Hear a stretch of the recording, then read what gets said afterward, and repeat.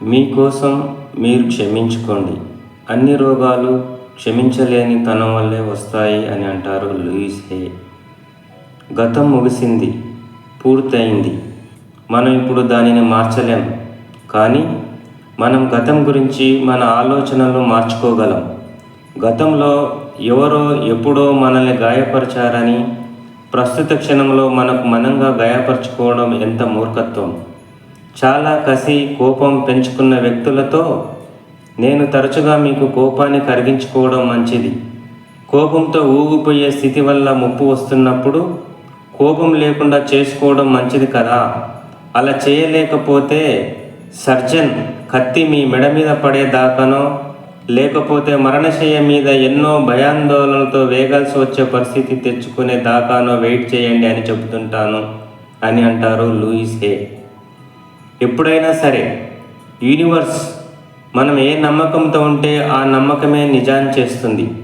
అందుకే మన జీవితాన్ని ఆనందంగా గడపకుండా చేసే మూర్ఖపు ఆలోచనల్ని, ముందుకు సాగకుండా అడ్డుకునే భావాల్ని, నెగటివ్ ఐడియాలని, నమ్మకాలని విసిరికొట్టడం చాలా ముఖ్యం అంటారు.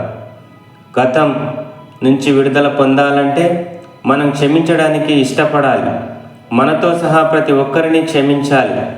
ఎలా క్షమించాలో మనకు తెలియకపోవచ్చు. కానీ మనం క్షమించాలనుకుంటున్నా, క్షమించడానికి సుముఖంగా ఉన్నా హీలింగ్ ప్రక్రియ మనకు ప్రారంభమవుతుంది. మన హీలింగ్ ప్రక్రియ కోసం మనం మన గతాన్ని వదిలేసుకోవడం, అందరినీ క్షమించడం అత్యవసరం. మనం అనారోగ్యానికి గురైనప్పుడల్లా మనం ఎవరిని క్షమించాల్సి ఉందో మన హృదయాలను శోధించాలి. కోర్స్ ఇన్ మిరాకిల్స్ ప్రకారం అన్ని డిసీజులు లేక రోగాలు క్షమించలేని తనం వల్లే వస్తాయి అని అంటారు. మనం అనారోగ్యంతో ఉన్నప్పుడు మనం ఎవరిని క్షమించాల్సిన అవసరం ఉందో ఒకసారి పరిశీలించుకోవాలని అంటారు. క్షమించడం అంటే వదిలివేయడం, విడిచిపెట్టడం. దీనికి క్షమాగుణం కలిగిన ప్రవర్తనతో సంబంధం లేదు. ఇది మెల్లమెల్లగా విషయానంతా విడిచిపెట్టడమే. మనకెలా క్షమించాలో తెలియదు, కానీ మనం చేయాల్సిందల్లా మనం క్షమించాలనుకోవడమే. ఎలా అనే విషయాన్ని యూనివర్స్ చూసుకుంటుంది. లవింగ్ ది సెల్ఫ్, ఎవరిని వాళ్ళు ప్రేమించుకోవడం ముఖ్యం అంటారామె. మనల్ని మనం సంపూర్తిగా ఆమోదించినప్పుడు, అంగీకరించినప్పుడు జీవితంలో అన్నీ సరిగా జరుగుతాయని నేను కనిపెట్టాను అని అంటారామె. ప్రతి చోట చిన్న చిన్న అద్భుతాలు జరుగుతున్నట్లే ఉంటుంది. మన ఆరోగ్యం మెరుగుపడుతుంది.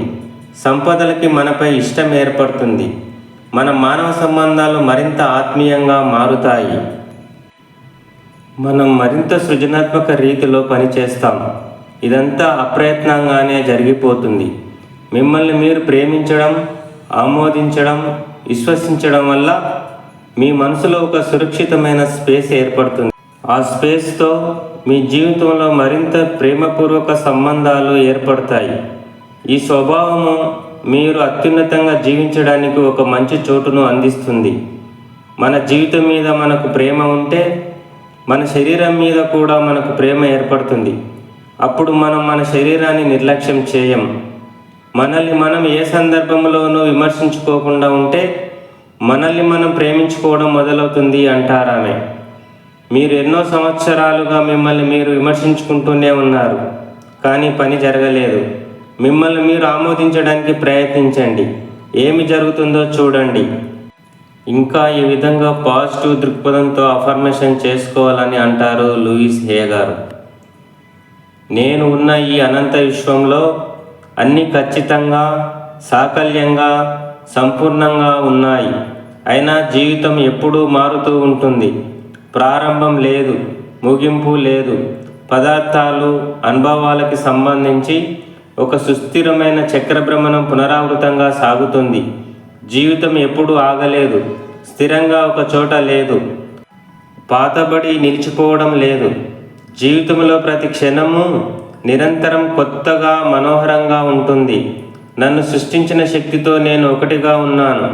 ఈ శక్తి నాకు నా సొంత పరిస్థితులను సృష్టించుకునే శక్తిని నాకు ఇచ్చింది. నేను ఎంచుకున్న ఏ రీతిలోనైనా నా సొంత బుద్ధిని ఉపయోగించుకోగలిగే శక్తిని కలిగి ఉన్నానని నా జ్ఞానంతో నేను ఆనందిస్తున్నాను. గడిచిన క్షణం నుంచి బయటపడగానే ప్రతి క్షణం మన జీవితంలో కొత్త శుభారంభానికి నాంది పలుకుతుంది అనే భావన కలిగి ఉండాలి అంట. ఈ కొత్త క్షణం ఇప్పుడే, ఈ క్షణమే నాకు ఒక కొత్త శుభారంభానికి బీజం వేస్తుంది. నా ఈ ప్రపంచంలో అంతా బాగానే ఉంది అని ఫీల్ కావాలని అంటారు లూయిస్ ఏ గారు. Thank you viewers. Please like and subscribe. Thank you.